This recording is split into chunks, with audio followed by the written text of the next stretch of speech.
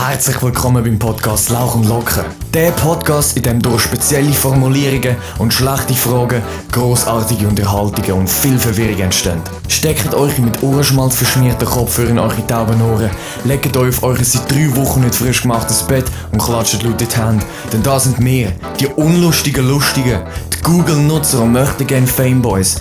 Das sind wir, die Hosts von Lauch und Locker, der Joshua Bricker und der Raoul Marin Arnett.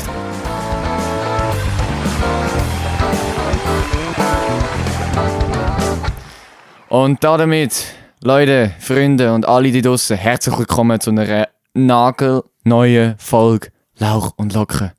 Endlich wieder einmal. Ja, und wie ihr schon gehört, ist die Folge jetzt ein bisschen sehr speziell, ein bisschen sehr anders wie sonst. Nicht, weil wir irgendwie wieder einen Gast hier haben, sondern weil es dem Raul halt leider nicht so geht, wie es ihm eigentlich sollte gehen und er deswegen daheim sitzt. Aber weil er natürlich Ehrenmann ist, hat er sich doch dazu entschieden, den Podcast zu machen. Und wir machen das jetzt so auf gemischtes Hack-mäßig, Corona-mäßig. Wir nehmen Corona-Abstand ein bisschen zu serious. Wir sitzen ein paar Kilometer entfernt voneinander. Der Raul nimmt das ganze Zeug mit seinem Handy auf, ich wie mit dem Mikrofon. Und jetzt talken wir da so ein bisschen über das Telefon. Das kommt schon gut. Das kommt schon gut. Raul, ich hatte dich schon gefragt, aber ich frage trotzdem noch einmal, wie geht es jetzt so gerade momentan? Ja, ich überlebe es immer irgendwie. Das sind irgendwie so die Arnett-Gene. Ja, Leben am Limit so ein bisschen, hä? Jedes Mal. Ja. Ja, es ist ziemlich belastende Zeit. Aber Leute, damit ihr nicht falsch versteht, er ist negativ getestet worden auf Corona. Das ist schon mal eine grossartige Leistung. Schon mal ein Fortschritt. Ja, das muss man ihm schon mal anerkennen. Er ist Corona-negativ. Das ist schon mal eine Leistung. Ja. Mich nimmt es einfach Wunder, wie es in der Zukunft soll weitergehen mit Corona. Das ist heute zum Beispiel, mein Vater ist einkaufen und ist angekrempelt worden von so einer, die Unterschriften am Sammeln war, um Corona-Massnahmen da vermindern oder was auch immer. Mhm. Und er war kurz vor dem Ausrasten, weil sie keine Maske hatte und so richtig nöch zu ihm hergekommen ist. Ja, da sind wir wieder bei diesen tollen Corona-Skeptikern. Einfach zu genial. Ich weiß nicht, hast du das Video von Easy Magazine gesehen auf Instagram, wo sie Corona-Heuchler, also beziehungsweise Corona-Leugner und Corona-Skeptiker komplett auseinandergenommen haben? So richtig. Nein, also, ich schaue es sonst mal an. Ich schicke es dir so nachher. Ey, das ist so fucking geil. Es hat so eine Corona-Demo gegeben, natürlich gegen Corona, wie immer von diesen hochintelligenten Leuten, oder? Und dann hat sich der C. Schild natürlich gefragt, ey, wie bringen wir dazu, die Corona-Skeptiker eine Maske zu tragen, also sodass die Corona-Skeptiker Maske tragen. Was haben sie sich überlegt? Einfach genauso gleiche Verschwörungstheorien aufzeigen, wie die es machen. Und zwar haben sie dann ein richtig grusiges und schlechtes PDF-Plakat erstellt, wo sie darauf geschrieben haben, dass an dieser Corona-Demo die Polizei überall Kameras aufgestellt hat mit Gesichtsscannen, wo die ganzen Leute filmen und die Leute durchscannen und so. Und dann sind sie dort umgegangen, haben das Plakat gezeigt, haben das erklärt und dann haben sie dann so eine richtige Einwegmaske in die Hand gedruckt, haben aber auf die Einwegmaske so ein Zettel drauf gedruckt, wo drauf steht, nützt nichts, aber hilft gegen das Face-Scanning oder irgendwas haben sie drauf da. Und plötzlich hat die halbe Demo dort eine Maske angehabt. Und das zeigt einfach so, wie dumm die Leute sind. Ey. Es ist schon tragisch. Ey. Es ist wirklich tragisch. Es ist peinlich. Man kann sich fast nur fremdschämen dafür. Ja. Also. Ja, weißt du, und ich weiss nicht, irgendwie, ich bin mir da aber nicht mehr ganz sicher, was sie dort gemacht haben. Sie haben, glaube ich, irgendwie nur aufs Plakat draufgeschrieben, ja, man soll das Handy in Alufolien einpacken, damit sie irgendwie nicht können, keine Ahnung, durchgescannt werden oder irgend so etwas. Das haben sie, glaube ich, nicht explizit erwähnt. Auf jeden Fall haben sie irgendwie 3-4 Leute gefunden, die das Handy in Alufolien eingewickelt haben. Das sind so wie die Leute, die so Alufolie-Helm machen, damit die Alien ihre Gedanken nicht lesen können. Ja. So Akt in dem Fall. Ja, Mann, ich schwöre, Alter. Es ist einfach... So die super Corona-Skeptiker. Einfach genial, die Leute. Einfach genial. Mein Kollege hat jetzt, grüß geht aus an Janis, ich sage jetzt seinen Namen, weil bei ihm ist es mir scheißegal. Der geht natürlich an die IMS und der hat dort über Discord mit einem Amerikaner geschrieben, mit einem anscheinenden Whitehead-Hacker. Also für die nicht wissen, was ein Whitehead-Hacker ist, das habe ich vorher auch nicht gewusst. Das ist wohl, dass man quasi hackt, aber sagen wir mal, nicht, ich meine, Hack ist grundsätzlich nicht legal, aber mal in dem weißen Bereich, also so. Es gibt dann noch Greyhead-Hacker, die dann sich so im Graubereich bewegen und dann natürlich die anderen, die dann so ganz illegale Sachen, so Daten klauen und so und verkaufen und so. Und der ist halt so ein Whitehead-Hacker, also so irgendwie ein Scanner am Hacken, Drucker am Hacken oder so, so laut seiner Aussage so.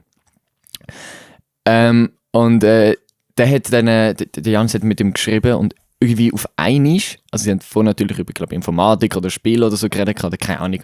Und auf einmal hat er wirklich so Sachen rausgehauen, so gegen Corona, das ist, da lachst du dich im Fall tot. Also ich weiss es leider nicht mehr auswendig, aber das ist, also ich habe es auch am Raffi gezeigt aus der Klasse, das ist, also wirklich, da bist du am Boden gelegen im Fall, was sie jetzt zum Teil sagen. Und dann haben wir uns wirklich gedacht, hey, was muss bei dir falsch laufen, Bro, dass du so etwas, also weißt du, jetzt irgendwie, es ist wirklich, nein, also... Also das Ding ist halt, mit so Leuten kannst du nicht diskutieren. Nein, überhaupt nicht. Also sie wollen dir gar nicht erst glauben oder zulassen. Ich meine, sie denken wahrscheinlich auch genau das Gleiche von Leuten wie uns, die jetzt halt einfach im Bund folgen und sagen, ja, es ergibt Sinn. Ja. Aber ja, allgemein so Verschwörungstheorien und so. Bist du ein Fan davon? Ob ich Fan davon bin? Ja. Glaubst du an die? Nein. Ja, also, nein. Also vor allem jetzt Corona betreffend. Ja, so Corona ist eh ein Scheiß. Aber auch sonst so Theorien wie zum Beispiel Amerikaner in der Area 51 Aliens.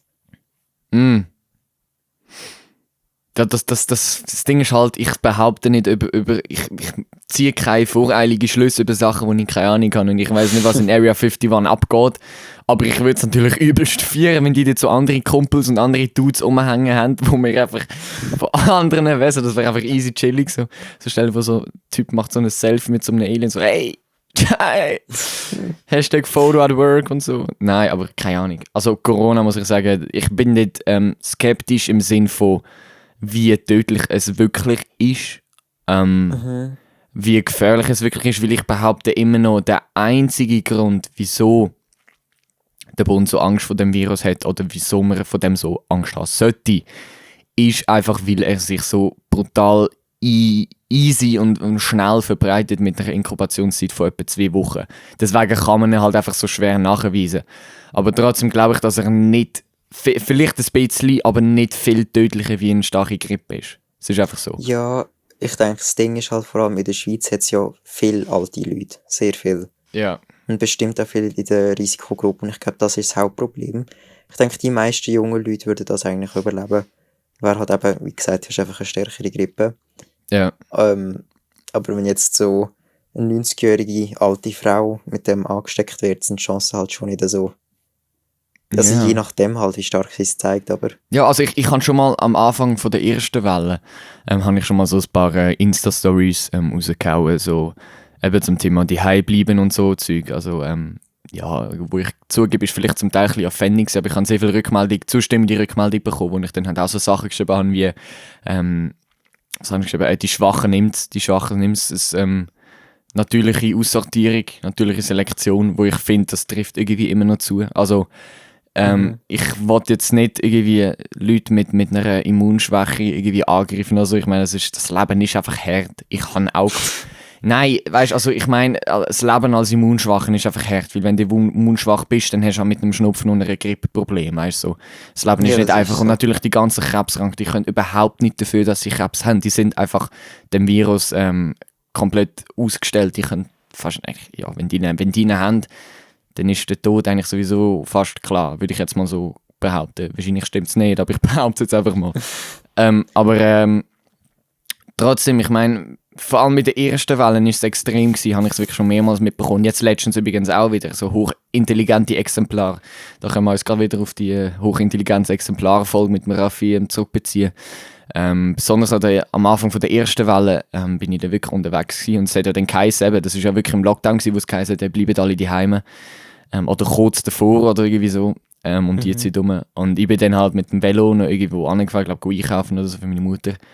Dann habe ich einfach so eine Seniorengruppe gesehen, die so einen Ausflug gemacht hat. Und dann habe ich gedacht, hey, what the fuck? Also ich bin dann halt wirklich nachher in der Story richtig am Rage gewesen, so gegen die Senioren, weil die wollen halt, dass wir Jungen Solidarität zeigen und die bleiben und unser Leben die hängen. Und sie nutzen das dann aus, dass wir Jungen die sind und gehen dann auf Reisli, obwohl sie genau die Risikogruppe sind, weißt du? Und das habe ich einfach gefunden, Ja, das verstehe ich auch nicht. Das ist einfach schwach, finde ich.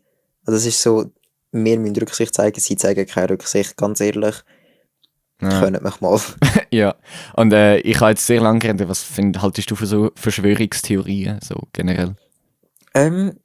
Ich glaube nicht unbedingt dran, aber ich finde sie lustig. Nicht, natürlich nicht alle, aber sie zum Beispiel Area 51. Sie wird so gut bewacht, es muss Aliens oder so haben. Es ist ein Militärstützpunkt, was erwartest du? Ja, ist Weißt, wirklich so Sachen finde ich lustig, weil du bist so, hallo, das ist nicht gemacht, dass Leute einfach reinlaufen können. Schon klar ist das irgendwie bewacht, was ich doch nicht mache. Ja. Und ich weiss natürlich nicht, wir wissen alle nicht, was dort abgeht. Und das wird hoffentlich auch nie veröffentlicht werden, weil das wird wahrscheinlich der Untergang von der USA bedeuten oder von dieser Militärbasis oder was auch immer. Keine Ahnung, Alter.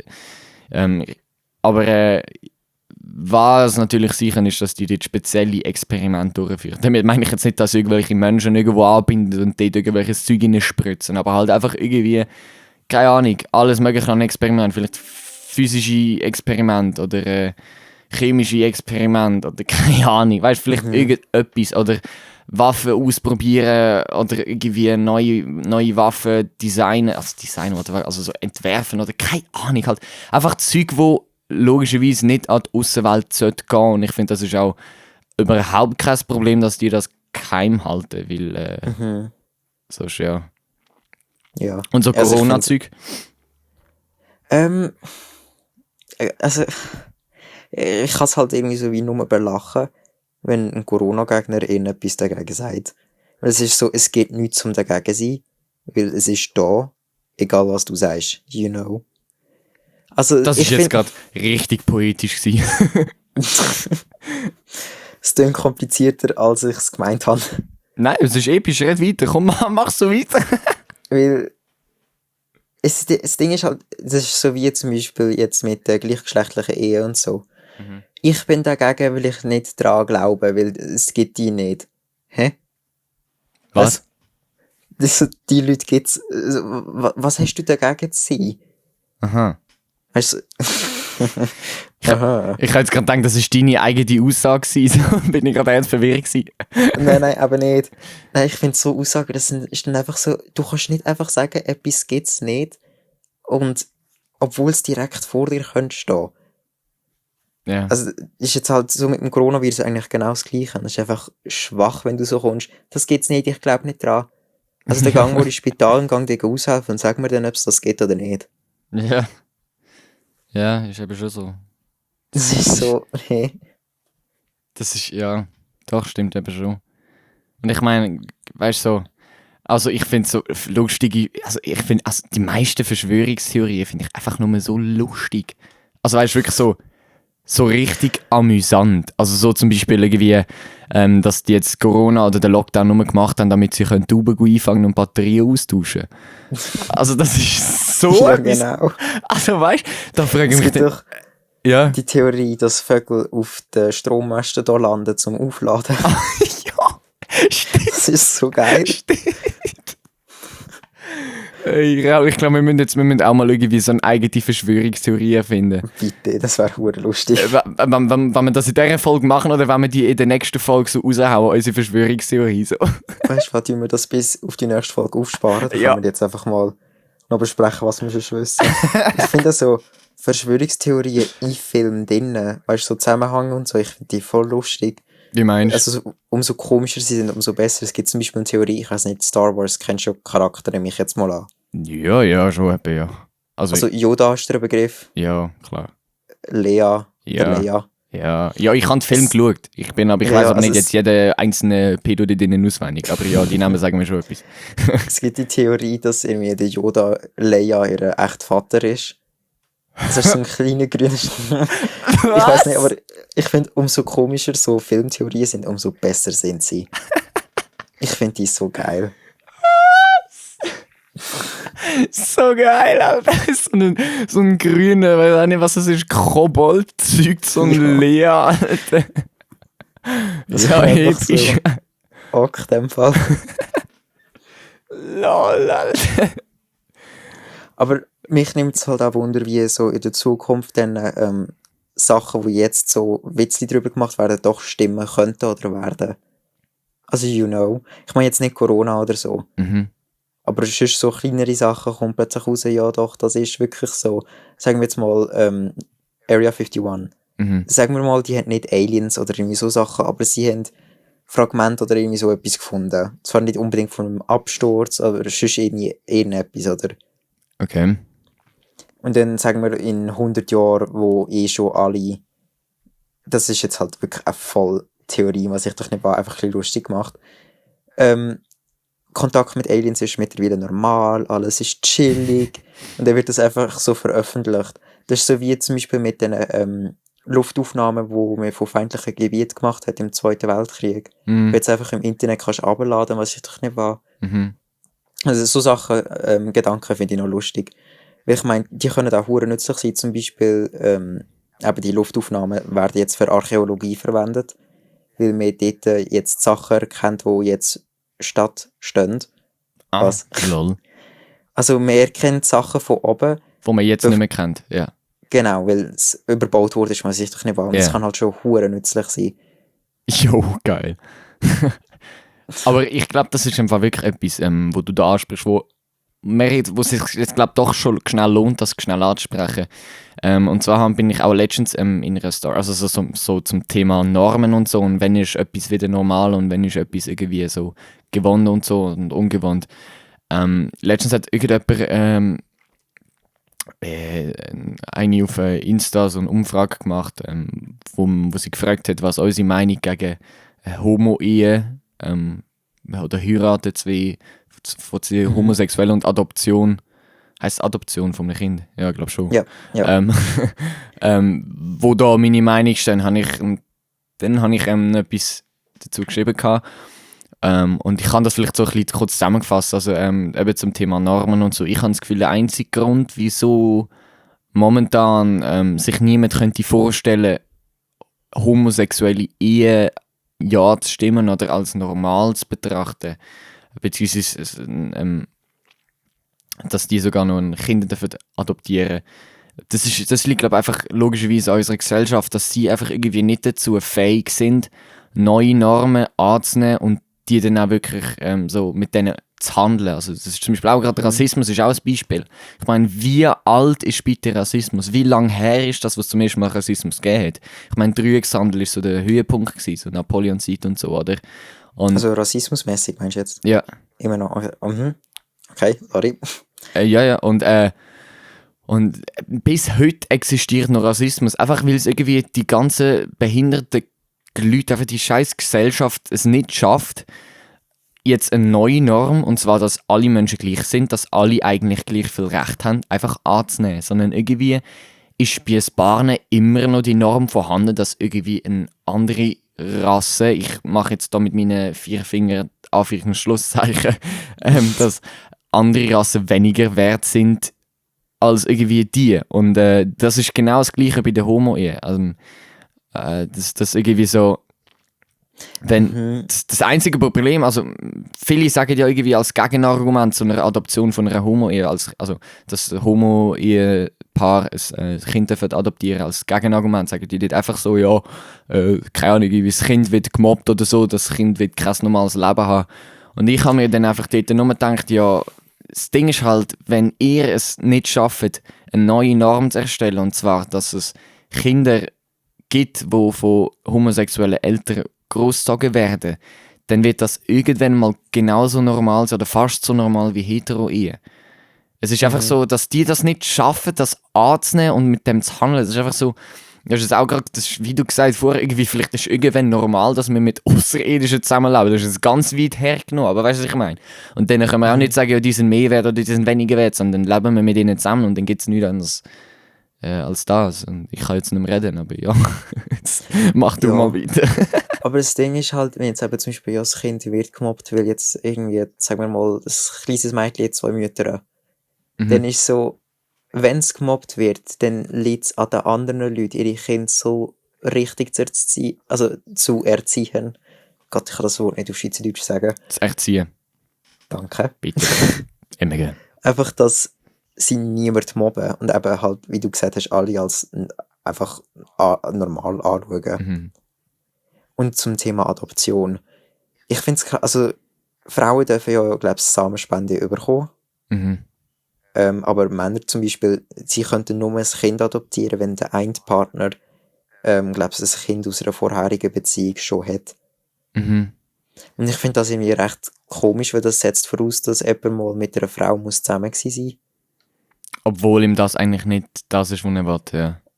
Also es ist eigentlich so ein bisschen, ja, haha, das ist ein bisschen Witz. Ja, es ist wirklich so.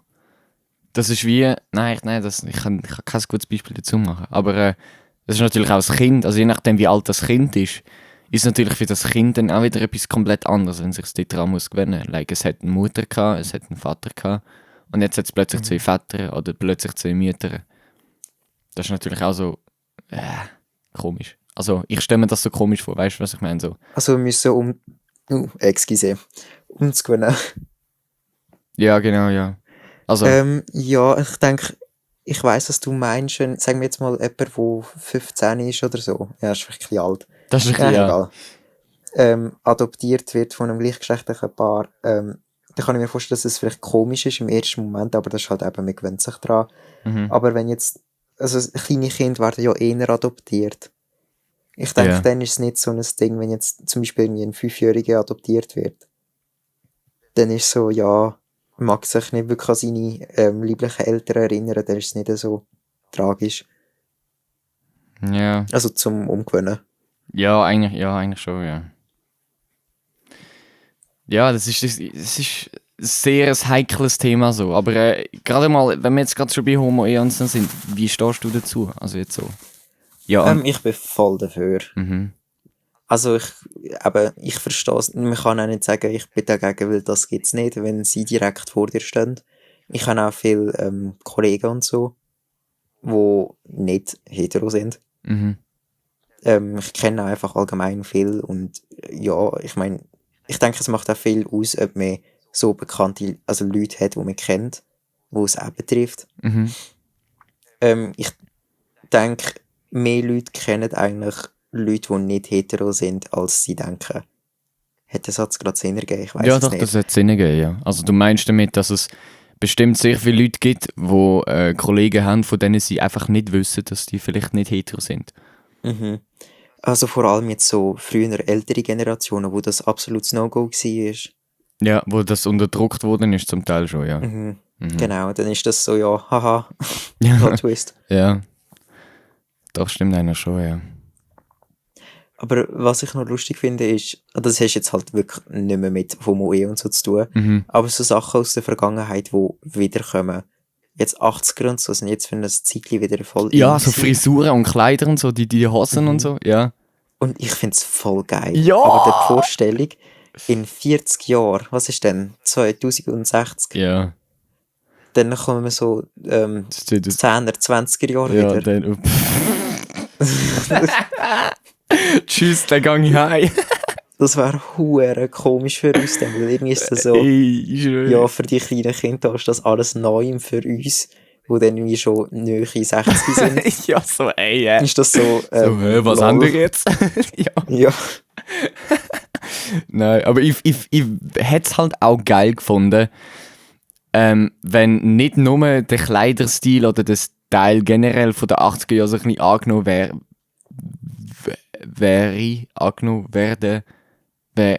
wäre, ist egal. Sondern auch der Musikstil. Ja. Das der 80er und 2000er, das sind einfach die Zeiten gewesen, wo noch richtig geile Musik gemacht ist. Also sogar auch schon vor den 80er, ganz ehrlich, so ein geiler Rock'n'Roll, das muss einfach mal. So ein schönes Jazzlied, gut, das ist jetzt nicht für jeden, aber ich finde das noch geil, so im Hintergrund. Das ist einfach, das ist Gönnung, Alter. Und dann kommt so ein Deutschrap da. So. Das macht weh. Vor allem, mir ist aufgefallen, meine Schwester und ich sind immer gleich gesehen in Sachen Musik, also Deutschrap bezogen. Ja. Wir haben es beide gehasst wie noch etwas. Und seitdem sie mit ihrem Freund zusammen ist, wo Deutschrap liebt, Oh nein. höre ich, also ich weiss nicht, wie das bei euch ist, aber bei uns, wenn jemand duscht, wir tun immer Musik ablassen. Ja. Also jeder für sich, also meine Schwester und ich zumindest. Wir haben beide ein Böckchen und tun dann halt einfach, ja. Ja, bei uns auch. Same, ja. Und ich meine, bei mir sind dann halt wirklich so Lieder aus den 80er, 70er Jahren in der Regel. Manchmal noch so ein bisschen modernere. Und bei ihr kommen dann einfach plötzlich so Deutschrap-Lieder. Mein Zimmer ist direkt neben einem Bad. Das heisst, ich höre alles. Jungs, schreibt mal bitte, wenn ihr es auf YouTube hört, alle Hashtag, was schreibt, irgendwie ein Mitleid für Raul. Irgendwie gerne ein Mitleid-Abgabe für den Raul rein. Hashtag Mitleid für Raul oder irgend so ein Scheiß. Oder Hashtag du tust mir auch leid, Raul. Oder irgendwie spammen da die Comments mal ein bisschen voll, dass der Raul ein bisschen Mitleid bekommt. Raul, du tust mir leid. Jetzt darfst du weiterreden. Es ist richtig tragisch dann, weil dann sage ich ihr so, ich habe gemeint, du hasst Deutschrap. Und dann kommen immer wieder so Kommentare wie, nein, eigentlich geht es noch voll, so ein paar Lieder. Und ich denke, oh nein. Hey, sobald zwischen denen so fort ist, oh Gott, verdammt, Deutschrap ist so eine Hurensteiß und so gruselig. Ich höre es schon, ich höre es schon. Es ist richtig schlimm. Also vor allem, ich höre alles von meinem Zimmer aus. Das heisst, das ist jetzt grusig, aber wenn jemand ins WC schießt, ich höre es. Jetzt no front, ich höre alles. So, ja, geil, Alter. So, am Morgen, so, wenn der Vater auf dem WC hockt und so furzt so das Horn von Gondor am Klingen. So. Ja. So das ganze Haus am Mecken. So, Alter, alle springen jetzt aus dem Bett aus und denken, die Schlacht fährt jetzt an. Dann ist noch mal der Vater auf dem Schiessen. Das ist immer so richtig kritisch. Gut, aber Schnarchen, ich weiss nicht, tut bei dir jemand in der Familie schnarchen? Ah ja, meine Schwester. Aber nur dann, also ich weiss natürlich, ich weiss nicht, ob sie sonst auch schnarcht, aber wir haben im Wallis zusammen, du bist ja da gewesen in der Wohnung, schlafen wir zusammen im gleichen Zimmer. Und immer dann, wenn wir dort sind, immer dann tut sie Baum fällen. Immer dann. Immer dann. Baum fällen. Ja, aber es ist wirklich.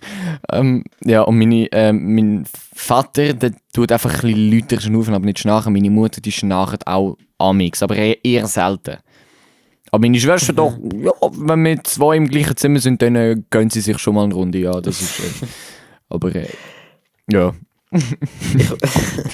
Bei uns, wir haben eigentlich noch Glück gehabt, also meine Mutter, Schwester und ich sind beide, wir drei sind eigentlich hure stille Schlafer.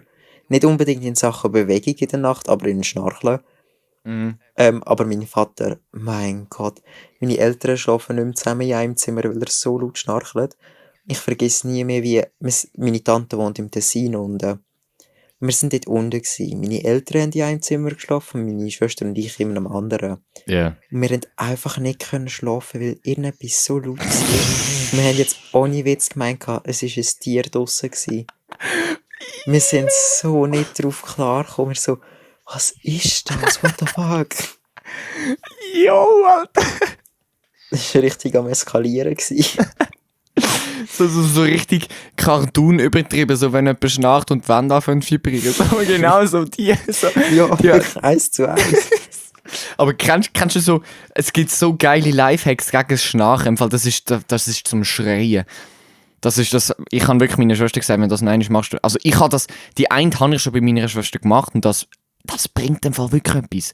Wir sind ja in Frankreich auf dem geilen Campingplatz, die geilste Ferien, wo wir je verbracht haben. Auf Campingplatz im Mobile Home, natürlich Mobile Home, dementsprechend sehr kleines Zimmer. Also es hat gerade 2 Betten, haben gerade Platz gehabt, sodass du in der Mitte nur 30 cm zum Laufen gehabt hast und dann noch ganz einen kleinen Schrank. Das ist wirklich, also es ist richtig minimal gewesen.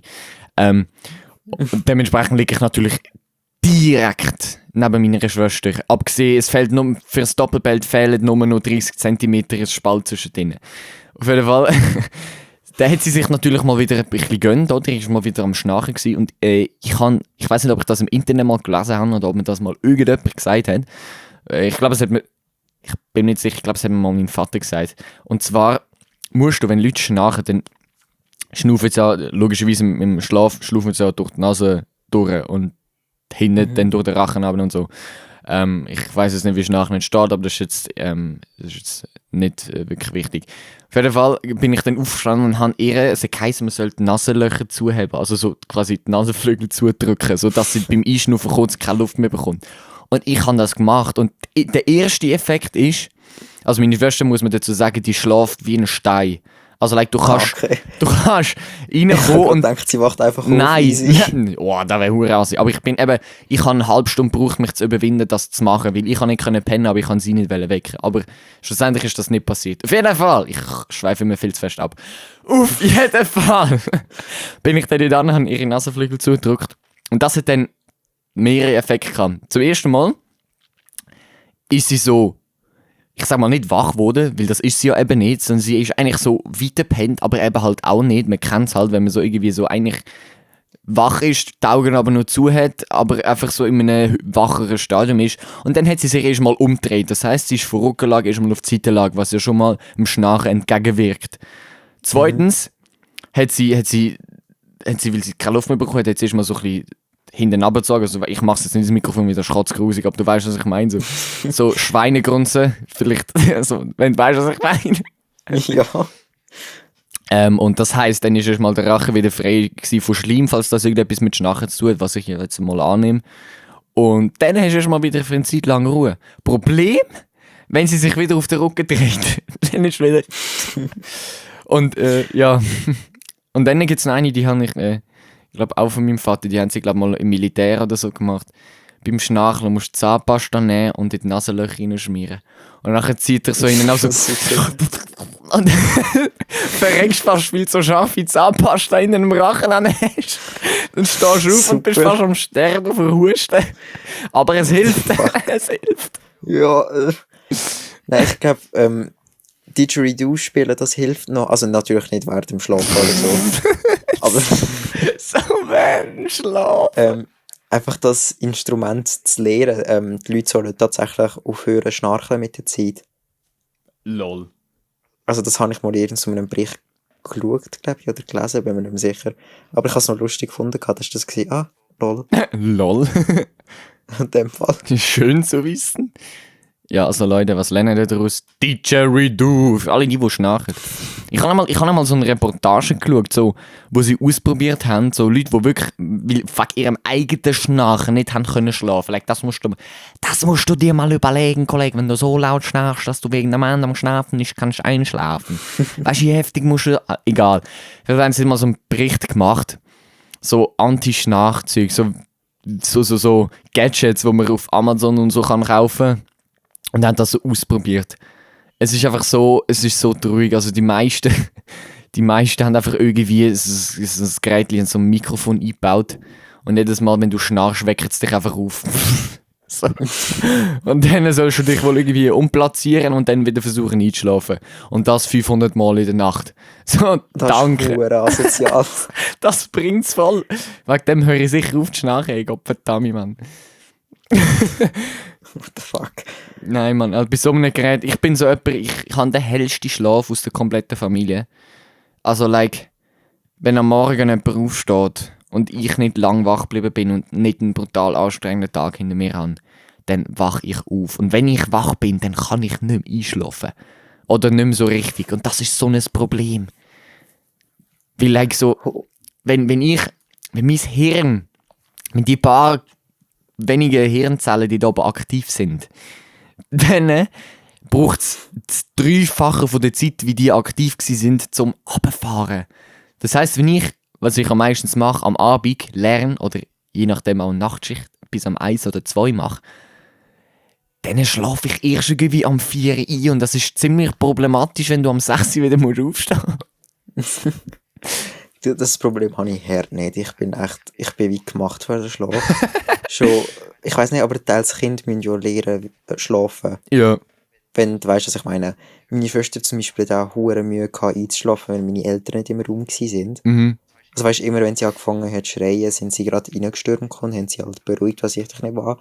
Dann sind sie ihr halt irgendwie müssen abgewöhnen. Ja. Und in einem Buch haben sie gelesen, irgendwie, sie müssen sie halt einfach schreien lassen für ein Zeitchen. Und dann lernt sie es von selber. Und jedes Mal, wenn sie das erzählen, es ist so grusig. Sie erzählen, wie sie hören sie schreien und sie haben sich wirklich daran gehalten, nicht reinzugehen. Und irgendwann hat das Schreien wirklich aufgehört. Am nächsten Morgen gehen sie rein und sie pennt einfach in einem verkotzten Bett.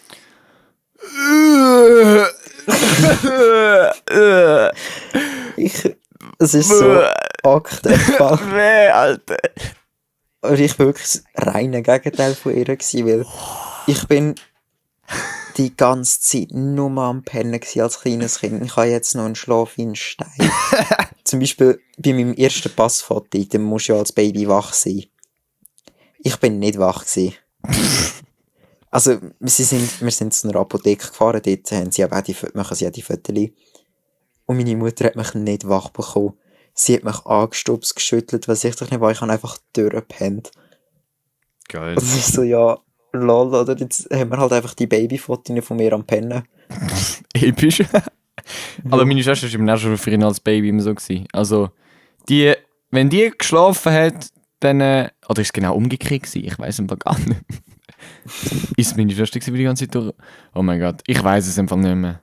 Aber auf jeden Fall jetzt, zum aktuellen Zeitpunkt, right now, in the modern ages, ist meine Schwester die pennt wie so ein versteinerter Stein. Also weißt du, so Next Level. Versteinerter Stein. So ein Next Level Stein. So wenn der Stein schon älter ist als seine Hülle, so wenn er ringsherum versteinert ist. So dass du nicht mehr kannst, kommt einfach tot. Sie ist einfach tot. Wenn die pennt, ist sie einfach tot. Nein. Abgesehen vom Schnarchen ist sie tot. Ja. Das ist allerdings so. Ja. Belastende Zeiten, ne? Nein, das ist wirklich belastend. Vor allem, deswegen liebe ich aber auch den Winter. Also erstens mal, wenn ich zweimal kann ich sowieso nicht pennen. Also im Sommer war es vorbei mit mir. Und zweitens gibt es im Sommer die verdammten Moskitos. Gottverdammt, wie ich die sicher hasse. Die können mich stechen und aussaugen, es juckt mich nicht. Aber hört auf mit dem huren Gesumme, Gottverdammt. Ich wach wegen dem auf und wenn ich das einmal gehört habe, kann ich nicht mehr pennen. Das ist so schlimm. Eben hat man so die Paranoia. Ja! Also, dass es jederzeit einfach irgendwo könnte sein. Ne, wie gesagt, es ist mir scheißegal, wenn die mich stechen, weil irgendwie habe ich dieses Jahr 2020 im Sommer habe ich irgendwie so eine gewisse Mucke-Immunität entwickelt. Ich weiß es auf jeden Fall nicht. Ich bin mehrfach von einer Mucke gestochen worden, wissentlich, weil es ein ganz bisschen anschwellen. Aber am 24 Stunden später ist er schon wieder weg gewesen. Und früher hatte ich dann wirklich so fette Bühlen gehabt, als hätte ich von einer Biene gestochen worden oder so. Also es juckt mich nicht! Es juckt mich wortwörtlich nicht. Ich muss mich nicht kratzen, es juckt mich wortwörtlich nicht. Aber das verdammte Gesumme! Das ist so belastend. Das ist das Schlimmste an allen Insekten. Einfach die Geräusche, die sie machen. Das ist, so, wenn so, ich weiß nicht wie, aber wir haben so viel, ich nenne es mal Haustierli in unserem Haus, dass dann plötzlich am Abend, wenn du so ins Bett reingehen willst, sitzt so ein fette Fleischflüge auf deinem Kös und sagt so, ey, was läuft so, ey, Kollege, verpiss dich! Ja. Am Kudu. Haben wir nicht mal zusammen so einen Flugjagd gehabt, wo wir auch einen Pödi aufnehmen? Ja! Das ist irgendwie... Die hätten wir einfach nicht rausbekommen. Das war so am Eskalieren gewesen. Das hätte man filmen müssen. Leute, zum Beschreiben. Es war vor dem Podcast, glaube ich. Es ist so ein scheiß verdammte Fliegen in dem Zimmer gewesen, am Umfliegen gewesen, wo uns so gestresst hat. Und dann sind der Raul und ich sind da so bewaffnet da gestanden. So, ich habe irgendwie so ein Mäppchen in der Hand gehabt, er hat so ein Büchlein oder einen Hut oder so gehabt, oder keine Ahnung. Und dann ist immer, wenn die Flüge an uns vorbeigeflogen ist, haben wir irgendwie so in den leeren Raum reingefetzt, so reingeschlagen. So. Ich glaub, Das ist einfach so am ich Eskalieren. glaube, da hätte man auch müssen filmen. Das ist einfach genial. Das ist so. Ja, lustige Zeiten. Und weißt du, es ist auch lustig, Raul. Also nein, Was? es ist nicht lustig, aber wir sind jetzt schon wieder bei 40 Minuten. Du weißt, was das heisst? Yes! Der Fragengenerator, meine lieben Leute. Der Fragengenerator. So, und jetzt haben wir da wieder unseren tollen Fragengenerator offen und ich spin einfach mal eine Runde durch. Bist du bereit, Raul? Yes, hit me. Raul, ich muss mir echt angewöhnen, die Namen richtig zu sagen, das ist echt schlimm. Leute, das müsst ihr euch angewöhnen, er heisst ab sofort Raul und nicht Raul. Ich kann es So, selber nicht, Raul. aber... Genau. Was sagst du noch einmal? Raul. So, jetzt haben wir es gehört. Gut. Also, ich spinne mal. Okay, ist Träumerei ein Problem? Kommt drauf, welche Träumerei. Also im Schlaf träumen oder allgemein, ich habe einen Traum, ich könnte Milliardär werden oder so. Wir machen alles. Alles. All inklusiv. Also im Traum nein. Im Schlaf. Ja. Schön. Also, Und sonst, ja, wenn man sich so Ziel setzen kann, ist easy. Aber ja. I don't know. aber ja. Ja, keine Ahnung. Also, es gibt, glaube ich, Leute, die ja Schlaf wandeln. Ich weiß nicht, ob das ist, weil man träumt oder ob das Ist mit- einfach so aus Bock ist. Ist mir dann nicht so halb wach irgendwie? Es ist schon scary. Also, wenn mir mal so einen Schlafwandelnden begegnet, ich glaube, ich renne von dem weg, als wäre ein Zombie, Alter. Aber, aber ich sage jetzt mal so, ich habe mal wir haben im Lockdown habe ich mal so einen Text geschrieben über das Träumen und dort ist das Wort Schlafparalyse gestanden.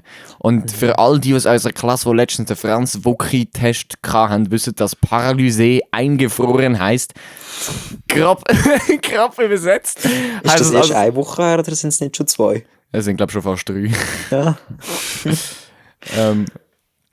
Auf jeden Fall heisst das, dass man im Schlaf quasi alle Muskeln automatisch entspannt, beziehungsweise nicht mit irgendwelchen Aktivitäten im Hirn vernetzt oder so. Jeder Arzt wird mich jetzt haten, weil es ist nicht genau so, aber so ähnlich ist es auf jeden Fall. Kann man zum Beispiel im Traum nicht physisch wirklich mit der Hand umschlagen. Also von dem muss man zum Beispiel keine Angst haben, weil wenn du schlafst, blockiert quasi dein Hirn oder dein Körper oder was auch immer die ganze Aktion. Das heisst, wenn du im Traum irgendjemanden abschlägst, muss man keine Angst haben, dass man dort aufsteht. Also das heisst, das wäre kein Argument. Denn, also ich finde auch, also in der Nacht träumen ist kein Problem. Mhm. Am Tag ist wieder etwas anderes. Das Ding ist Tagträumen. Ich träume viel am Tag. Ja, Und zwar nicht im Sinne von, ich habe wirklich einen Traum, sondern ich will einfach, ich schalte einfach ab. Also so richtig, ich penne jetzt für 5 Minuten oder so, danach lasse ich wieder zu. Ja, so geht es mir irgendwie in jedem zweiten Schulfach. Was das Ding ist, ich habe Tendenz, wenn ich irgendjemandem zulasse und konzentriert bin, dann schaue ich dann eben nicht ins Gesicht häufig, sondern ich schaue Ja. einfach ins Nichts raus und tu mir vorstellen, was sie sagen, wenn du weißt, was ich meine. Ja. Also ich schaue ihnen nicht ins Gesicht, weil das würde mich ablenken. Dann mega häufig haben sie das Gefühl, ich lasse ihnen gar nicht mehr zu. Und dann denke ich so, nein, ich bin nur konzentriert. Das ist immer so verdammt problematisch. Ja, also, okay, und was haltest du jetzt so von Träumen, wo man sich so wünscht, so Wünschungsträume, so von der Zukunft zum Beispiel oder so, oder von so, wie gern wäre ich so wie der, oder wie gern wäre ich mit dem und dem zusammen, oder was weiß ich. Ich denke, so Träume sind gut, aber wenn jetzt, also es kommt immer hure aufs Maß drauf an, wenn es eben zum Beispiel so, ich will aussehen wie der und der, und dann, sagen wir jetzt mal, ein Model. Das heisst, du willst jetzt voll an Muckis zulegen, hure definiert, was ich doch nicht an. Und du fängst jetzt an zu fasten. Also ich glaube, wir müssen jetzt zwar nicht fasten, sondern eher das Gegenteil machen. In aber das Gegenteil, aber ja. Zu einem Level, wo es eigentlich zu ungesund ist, auf so eine kurze Zeit so etwas zu machen, dann wird es kritisch. Wenn du weißt, was ich meine. Es kommt hure aufs Maß drauf an, wenn du sagst, ich will irgendwann in meinem Leben, oder wenn du zum Beispiel jetzt sagst, ich will, bevor ich 30 werde, also voll muskulös sein, voll definiert und alles, easy, dann kannst du jetzt anfangen, mal starten, und dann erreichst du es fix auch noch, bevor du 30 wirst natürlich, weil das sind, wie viel, 13 Jahre. Ja, noch schnell müssen Ja, also überprüfen. das heisst, du findest so Träume, wo man in die Tat umsetzt, oder für die Träume, wo man zu viel macht, ist ungesund. Ja, also ich finde, man muss sich einfach Zeit lassen für Träume. Man muss nicht erwarten, ich muss das jetzt sofort haben. Sondern quasi selber entstehen lassen. So. Ja, also oder so halt, aber über die Zeit, weil ich habe das Gefühl, da hat man auch viel mehr Freude. Als wenn du einmal so eine richtige Scheisserfahrung machst und dann etwas hast, wo einfach nur noch mit dieser Scheisserfahrung eigentlich verbindest. Und sagen dem dann eigentlich aufgibst. Das ist auch blöd. Ja, stimmt. Hat etwas. Und ich glaube, jetzt machen wir die nächste Frage, Yes. hätte ich jetzt gesagt. Also. Ratatatatatatam. Das ist absolut, das macht so keinen... Okay, jetzt macht es Sinn. Gut. Ist Optimismus überflüssig? Ja und nein, weil also ich erkläre jetzt einfach mal, was ich dazu denke. Ja, fix. So muss es sein. Ich bin eher ein Pessimist. Keine Ahnung, weil das Ding ist, ich kann bei einem Test noch so ein gutes Gefühl haben, ich kann nicht sagen, er ist gut gelaufen. Ich kann es einfach nicht, weil wenn ich das Gefühl habe, er ist gut gelaufen, dann kommt eine schlechte Note zurück, dann habe ich ein noch schlechteres Gefühl. Also rede ich mir eigentlich immer ein, nicht so viel Hoffnungen haben, weil danach bist du so, oh Halleluja, das ist eine gute Note gewesen, ich bin happy, oder? Also es macht einen wie glücklicher danach. Das trifft natürlich wahrscheinlich auch nicht überall zu, aber jetzt gerade in dem Beispiel zumindest. Du hast das Leben verstanden, Raul. Du hast es einfach verstanden. Weil ich mache es nämlich genau fucking gleich. Die ganze Klasse regt sich ab mir auf, weil ich wirklich gefühlt nach jeder Prüfung rauskomme und oh mein Gott, das ist so scheiße gelaufen und oh mein Gott, ich glaube, es ist nicht gut gekommen. Und dann kommt so ein Sechser. Ja, alles klar. Ja, aber es ist halt, das ist einfach die einzig wahre und die einzig schlaue Taktik, ganz ehrlich, weil wenn du aus einer Prüfung rauskommst und sagst, sie ist scheiße, du hast so ein bisschen angetönt schon, und sagst, sie ist scheiße gelaufen und du bekommst dann eine scheiß Note zurück, dann bist du vielleicht enttäuscht, aber nur ein bisschen. Und zudem kannst du dir sagen, ja, ich habe es auch gewusst, also ja. Wenn du jetzt aber aus dem Test rauskommst und egal ob du ein gutes Gefühl oder ein schlechtes Gefühl hast und sagst, er ist gut gelaufen, er dann aber schlecht rauskommt, dann bist du sowas von sad, dass es nicht gut ist. Wenn du aber sagst, dass die Prüfung scheiße gelaufen ist und eine gute Note kommt raus, freust du dich 3000 Mal so stark, als wenn du gesagt hättest, sie ist gut gelaufen und es kommt eine gute Note raus. Aber man muss auch sagen, man hat ein schlechtes Gefühl gegenüber den anderen. Ja, wenn du so kommst, ich habe einen Sechser und ich habe gesagt, es war pure Scheiße gewesen. Und dann denken sie sich so, boah, bist du ein Arsch. Ja, ich schwöre. Aber deswegen, ich sage auch, ich verstehe die anderen komplett. Mich würde das auch absolut stressen, aber ich will es trotzdem nie ändern. Sorry, guys. Aber jetzt so, wo bist du optimistisch? Optimistisch? Also Schule generell nicht so, also eben Prüfungen halt. Wo bin ich optimistisch? Das ist ein bisschen sehr schwierig. Oh, in dem Fall. Nie. Ja, Konzert. Wenn ich irgendein Konzert vor mir habe. Und es ist eigentlich in Probe immer alles gut gelaufen. Ich habe nie verschissen. Und wenn ich verschissen habe, habe ich so gerettet, dass man es nicht gemerkt hat. Dann sage ich, ja, komm, das wird geil, genieß die Zeit so. Also meistens so, wenn es mit Musik zu tun hat, bin ich relativ optimistisch. Perfektionistisch, aber auch optimistisch. Und okay, du? ja. Ich bin dann optimistisch, wenn es keinen Einfluss hat auf mein Leben. Also so generell für die Zukunft. Wie zum Beispiel auf eine Achterbahn gehen oder so. Wenn die Leute so sind, oh nein, ich habe hure Panik, ich dann mich so, nein, komm, das ist total sicher, das kommt schon gut. Das ist nicht so ein Ding und, also, keine Ahnung, jetzt Beispiel Achterbahnen anstehen und so macht mir in der Regel auch nicht wirklich etwas aus.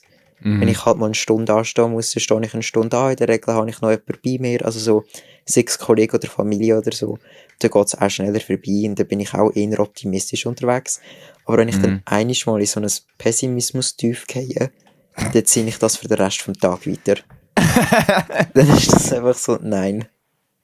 Ja, so. Ich kenne deinen berühmten Spruch, ist «Schlimmer geht immer», ja. So. Yes, das ist, glaube ich, der optimistischste Spruch, den ich habe.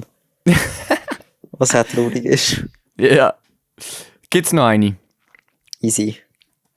Also. Ist Fantasie dumm? Das ist ähnlich wie das Träumen. Fantasie ist extrem wichtig. Also natürlich vor allem jetzt auch im künstlerischen Bereich, Musik, Zeichnen sowieso.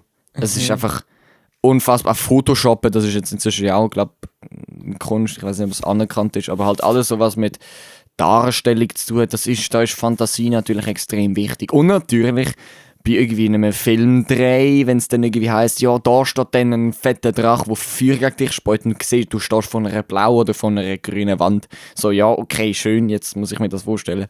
Dann ist es natürlich sehr wichtig. Aber Fantasie gleich Verschwörungstheorien, kritisch. Ja, ich finde Fantasie. Ja gut, Verschwörungstheorie, so wie du gesagt hast, ja, das wird schon kritisch. Da kommt immer darauf an, was für eine Verschwörungstheorie. Aber ob es jetzt in die Richtung geht, Verschwörungstheorie zu einem Film, easy, Verschwörungstheorie, die wirklich die Welt betrifft, kritischer. Ja. Aber Fantasie, ich finde das sehr wichtig und toll, weil es dient halt auch mega zur Unterhaltung. Ja. Also ich meine, ohne Fantasie würde es keinen Film oder so geben. Ja, genau. Oder gute Bücher und es ist halt so, ja, es ist wichtig. Ich glaube, da kann man nicht mal etwas Schlechtes sagen. Ja. Also, Fazit, Fantasie ist nicht dumm, sondern wichtig. Yes.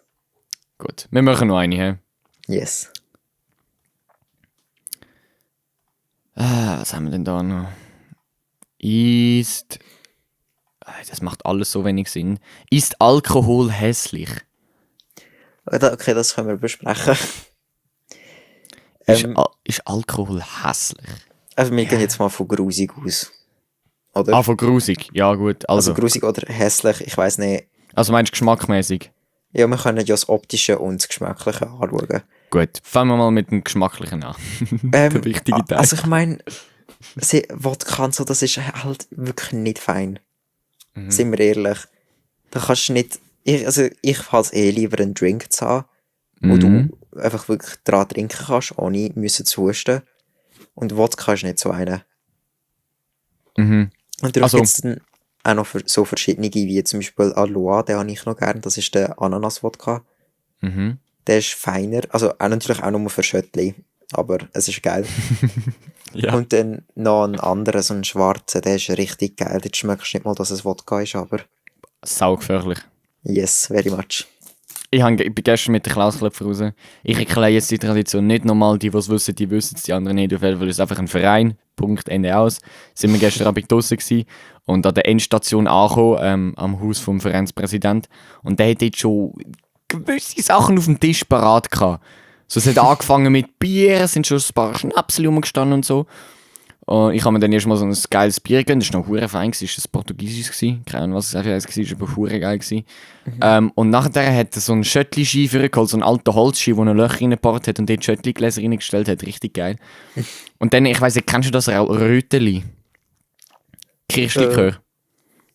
Nö, glaub's nicht.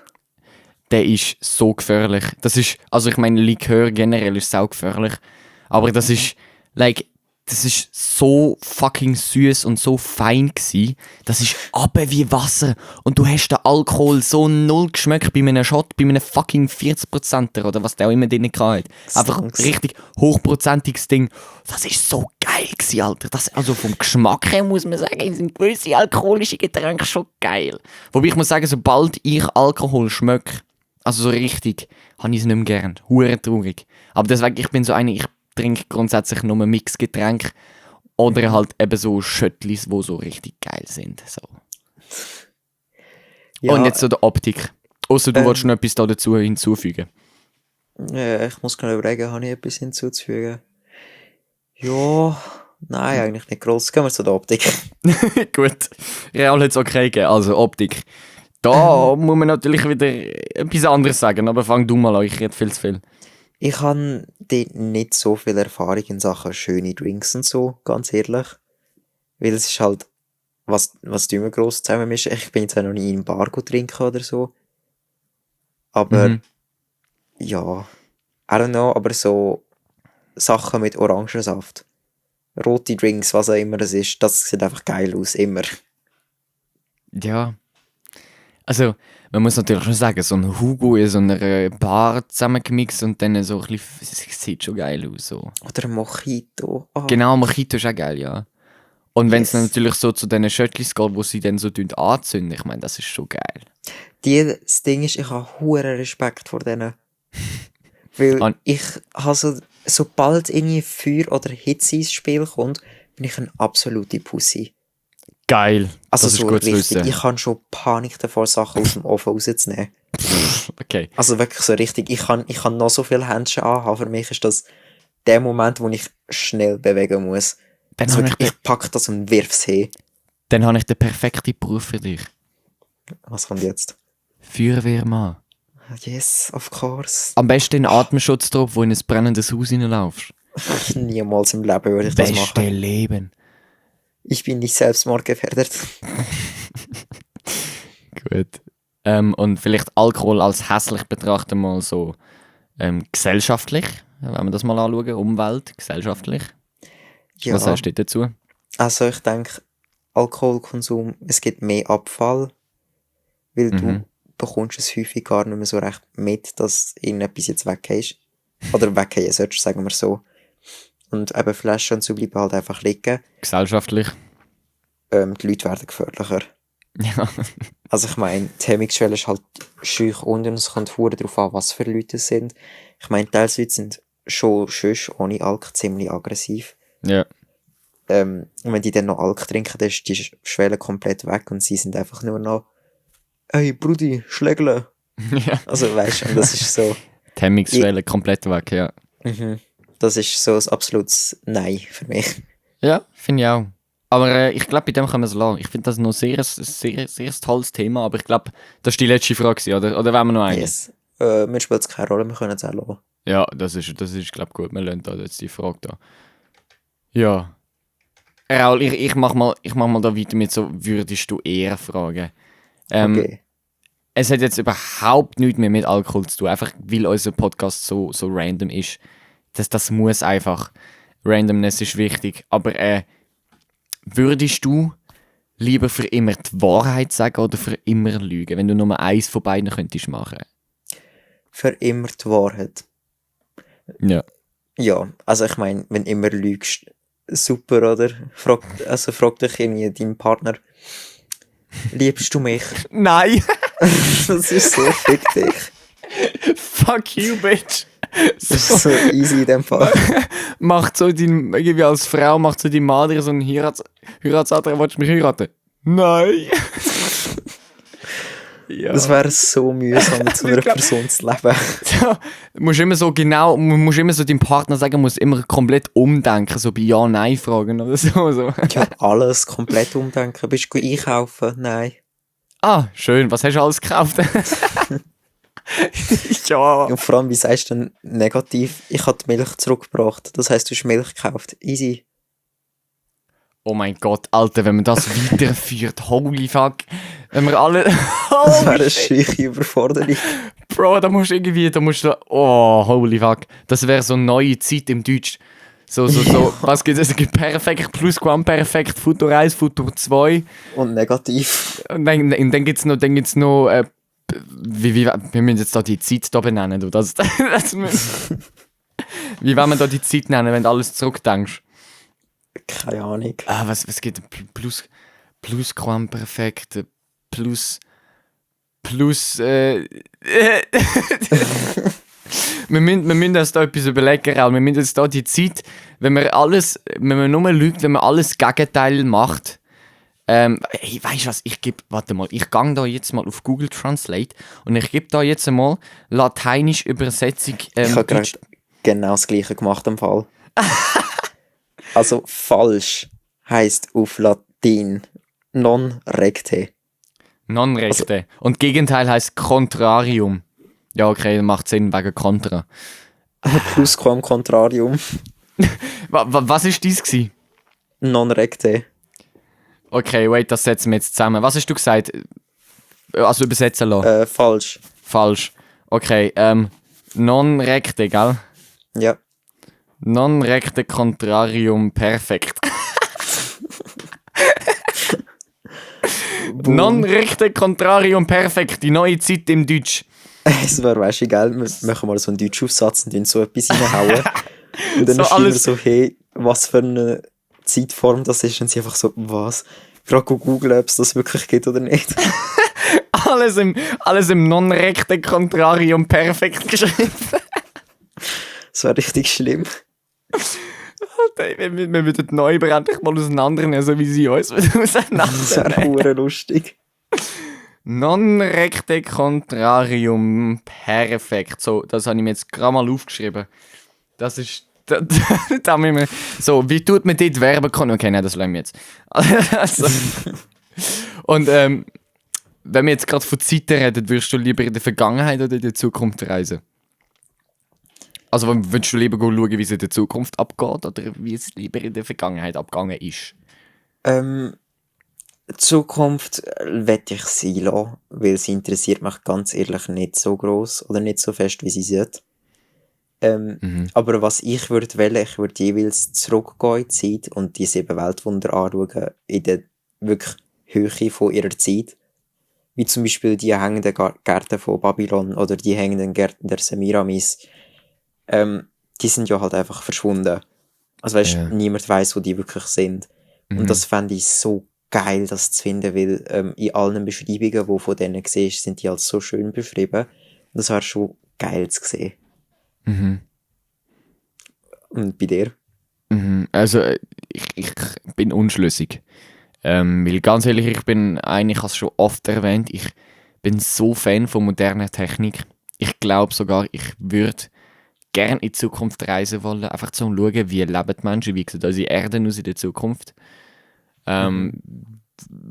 Sind es wirklich fliegende Autos wie in Star Wars? Sind es wirklich alles Smart Homes und alles per Sprachbefehl? Wie sieht das mit Kriminalität und Armut aus? Wie ist die Hierarchie? Wie ist das politische System? Ja, einfach so alles. So. Das würde mich, glaube ich, schon interessieren. Also ich glaube, ich wäre eher einer, der in die Zukunft würde reisen. Also wir meinen aber nicht in Zukunft oder Vergangenheit reisen und dort bleiben, sondern einfach besuchen, oder? Genau, ja, Okay, ich gut, hätte ja, es glaube schon dann- gedacht. Ich hätte es glaube schon gesagt, ja. Dann ja, aber sonst würde ich in die andere Richtung wählen, weil in die Vergangenheit Ja. gehen wäre nicht so gescheit. Gell? Eben, ja. Ich habe schon noch einen. Ja, hau raus. Oder willst du noch etwas Nein, hängen? hau raus. Würdest du lieber komplett in Haar oder Fell, besser gesagt, bedeckt sein oder in Schuppen? Holy fuck. In Schuppen oder in ein Fähli. Ja, ich glaube, Fähli ist schon epischer. Es ist epischer, aber wenn du so überlegst, es ist wahrscheinlich auch umständlicher. Ja, es Weil kratzt wahrscheinlich- halt überall, du bist voll mit Läuse. Ja, also eben Pflege und so gut Läuse, ich denke, das könnte man noch irgendwie... Ja. Dann würde die Technologie wahrscheinlich schon mal so weiterentwickelt werden, wenn jetzt alle so wären, also einfach haarig, dass man die Läuse wirklich entfernen kann. Ja. Aber es müssen zu pflegen und so. Ja. Also das wäre richtig kritisch, wegen dem wäre Schuppen schon besser. Aber Für was Schuppen gibt's sehen- Rasierer? Ja, wenn du jeden Tag deinen ganzen Körper musst rasieren, super. Ja. Es gibt dann bestimmt so, wenn das der Fall wäre, jetzt von heute auf morgen, dass eine neue Norm wäre, mit denen die Menschen natürlich, dass wir wieder beim alten Thema überhaupt nicht würden klarkommen, dann würde es mit 100%iger Wahrscheinlichkeit irgendwo so Friseurstationen aufstellen, wo es irgendwie so automatisierte Maschinen gibt, wo du dich kannst reinstellen und dann innerhalb von 2 Minuten komplett körperrasiert wirst. So ein Rasierladen, Alter, wo dann unten so Mülltonnenfach so Haare rauskommen. Das wäre So, komisch. So ein paar F von den Bergen gehen so raus. gehen so rein und dann kommen die haarlosen Katzen wieder raus. So. Aber stell dir jetzt, das ist jetzt ziemlich düster oder einfach gemein auf eine Art, denke ich jetzt mal. Alle Menschen wären eben so haarig. Also wie Tiere eigentlich voller Fälle. Ja. Wenn wir jetzt aber gleich weit entwickelt wären wie jetzt und jemand Krebs hätte, also Chemotherapie, und sie die Haare verlieren, dann wäre es einfach gerade noch mal auf einem anderen Level, als wenn du nur die Haare auf dem Kopf verlierst. Also, weißt du, was ich meine? Das ist jetzt, so weit habe ich gar noch nicht gedacht. Aber Wenn dann bist du einfach gefickt. du bist einfach so komplett haarlos, Alter. Das ist so gar, also, lol. Das ist ja vor allem, wenn du die so im Spital verlierst, stehst du so am Morgen auf, dann ist so dein ganze Bett so, anstelle von einem voll gekotzten Bett liegst du dann einfach in so einem voll verhaarten Bett so. Super. Geil, Alter. Ja, keine Ahnung. Es ist belastend, aber ich hätte noch genug Fragen. Aber wie sieht es aus mit der Zeit? Wir sind jetzt bei 1 Stunde und 5. Das ist eigentlich noch ziemlich stabil. Machen wir noch irgendwie 1, 2 Fragen und dann verpissen wir uns da. Easy.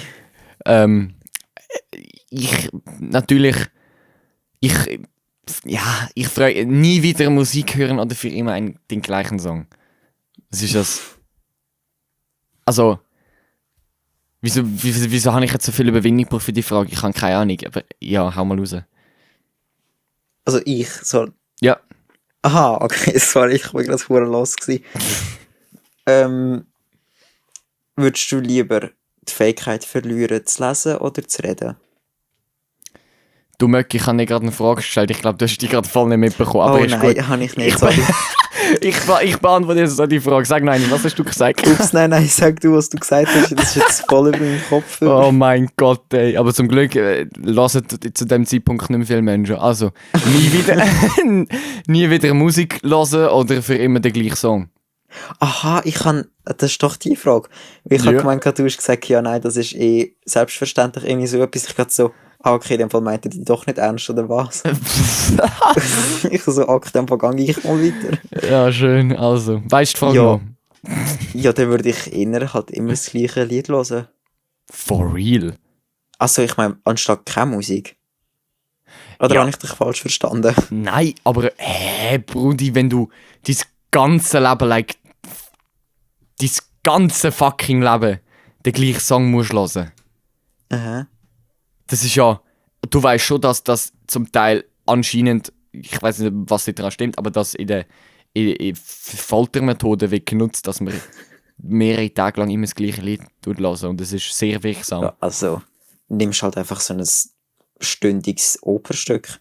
Es sagt ja niemand, dass du es die ganze Zeit lesen musst. Da hast genug Abwechslung. Lesen, hören.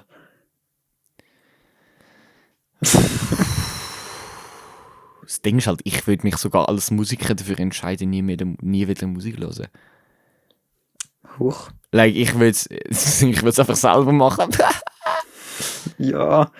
Haha, dann. Ja, nein, aber Braten, nein, ich hätte keinen Bock, mein ganzes Leben lang den gleichen Scheiß-Song zu hören. Jeden Tag. Egal wie gerne ich ihn habe, Alter. Jeder Lieblingssong wieder irgendein ist. Das kennt man ja aus dem Radio, Alter. Die Hurenpfeifen spielen 6-mal am Tag den gleichen Song.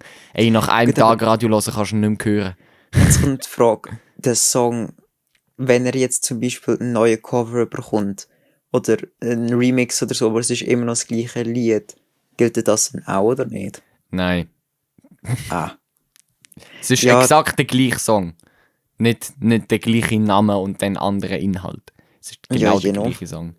Dann halt. Es covert. Oh, wie? Nie im Leben will ich da durchhaben, Bro. Nie im Leben. Doch, irgendwie schon. Ich glaube, wenn es, sagen wir jetzt mal, es wird 24/7 laufen, irgendwann wird es gar nicht mehr auffallen. Also, weißt du, was ich meine? Ja, ich will so Aggressionen bekommen im Fall. Aber gut. Also, hau mal deine Frage raus. Ich kann, würdest du lieber ein Jahr im Gefängnis müssen verbringen oder ein Jahr von deinem Leben verlieren?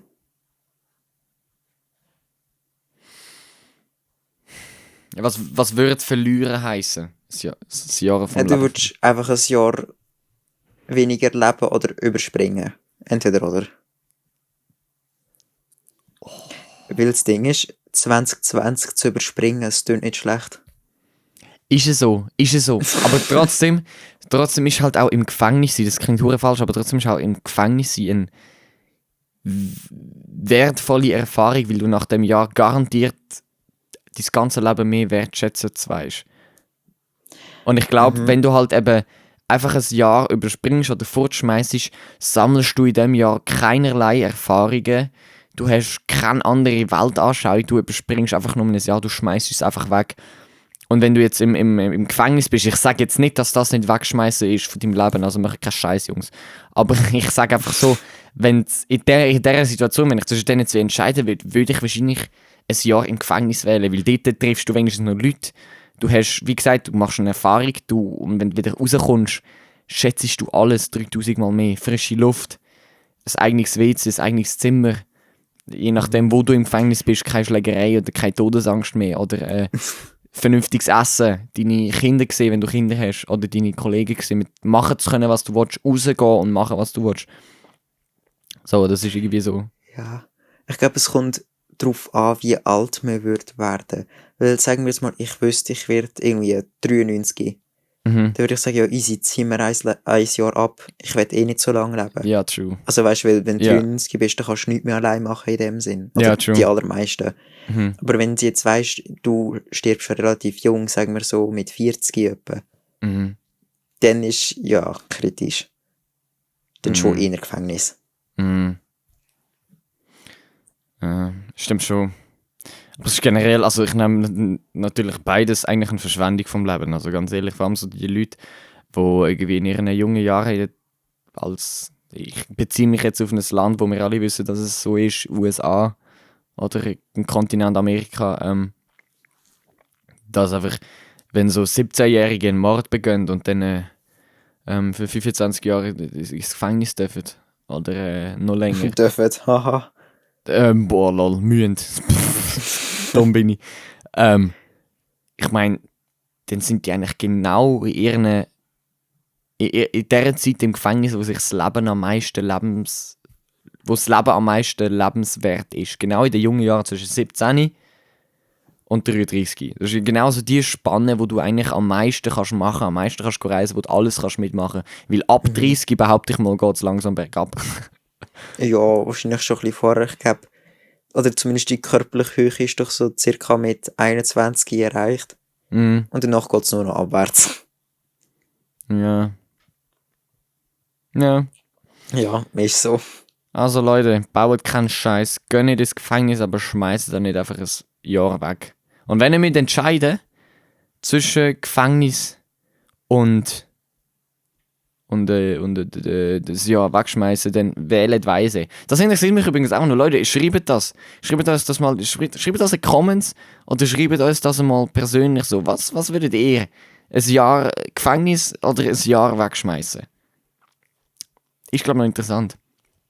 Nicht raus. Doch, mal schauen, wie das rauskommt. Ja. Das ist gerade so ein neues PSP-Projekt. Genau. Ja, gerade eine Umfrage machen. Ja. Ja, aber ich glaube, wir können das da call it a day, wie es unsere tolle Englischlehrerin immer sagt.